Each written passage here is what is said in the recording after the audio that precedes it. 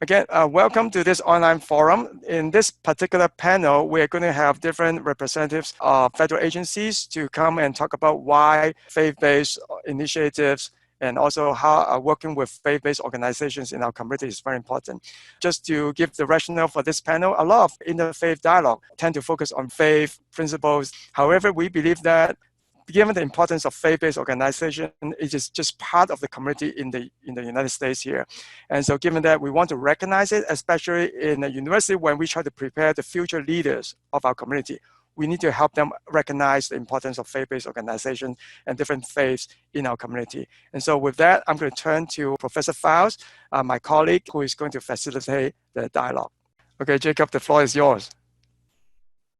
Thank you, Alfred. Really excited to be here with you today and really looking forward to what I believe is going to be an engaging conversation around how do we bring together people of faith, how do we unite faith communities, how do we leverage capacity across sectors, and basically like how do we foster dialogue that engenders collaboration and cooperation. So we have an amazing panel here today, really excited to hear from them. First, we have Kevin Smith, who's the director of the Department of Homeland Security Center for Faith and Opportunity Initiatives.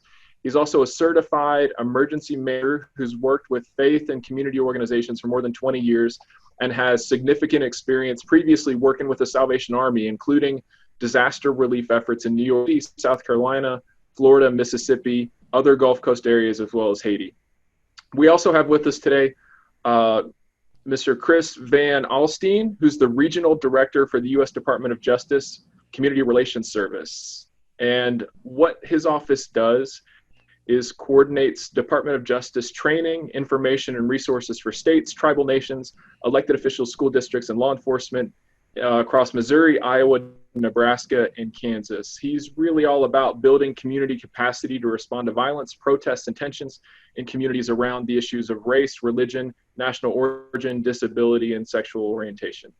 We're also really excited to have with us Harpreet Mocha. So Harpreet is also with the Department of Justice, and he's in the Community Relations Service. So he's the National Program Director of the Muslim, Arab, Sikh, South Asian, and Hindu programs for the US DOJ, and works extensively with the interfaith community in conducting protecting places of worship forums and hate crimes forum that bring together stakeholders from local governments, tribal governments, and federal resources to build capacity and to inform the hate crimes and provide information to build more secure communities and places of worship. So really, really excited. Just want to welcome you guys and thank you for joining us. And let's just dive right into what I think be an amazing discussion. And I think to proceed, I'm just going to turn things over to Kevin to give a little bit of background about the work at DHS and kind of how he's doing integration in these issues. Thanks a lot. I appreciate it, Jacob. And you know, this is such an important dialogue, and we have some great guests that talk about how the faith community really impacts and works within the local communities across this nation. The impact that faith organizations can meet the cultural needs of their community is not something that's a national discussion. It's not something that is run from somewhere in Washington or somewhere far away.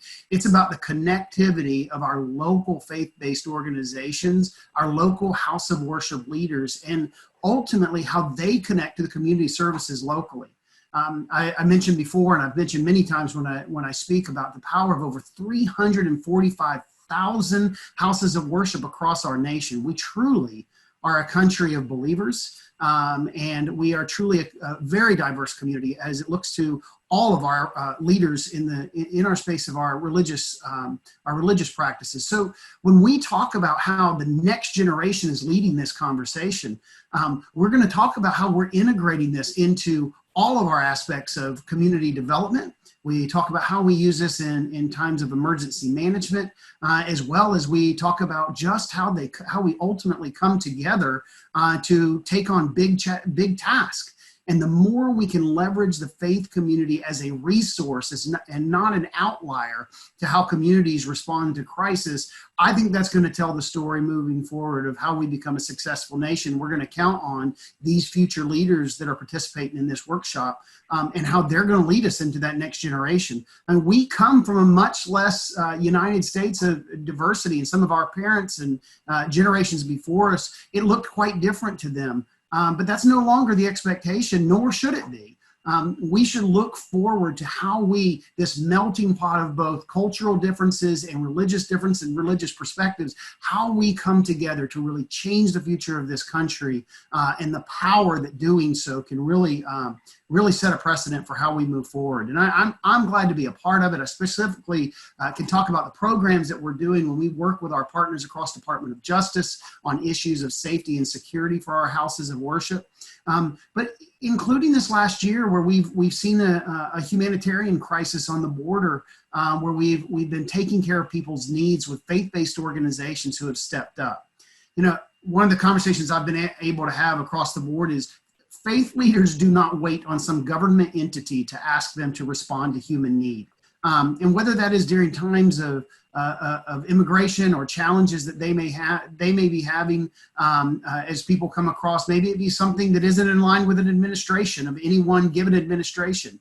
But specifically when there's human need, faith leaders come to the table. And what we as government need to do is make sure that we don't feel like we're tasking organizations to do something because they're there on the front lines doing it. What we need to make sure is we're identifying and become a resource to help them accomplish their mission, their ministry, or their overall purpose in serving others, because that's what we all have as a basic tenet.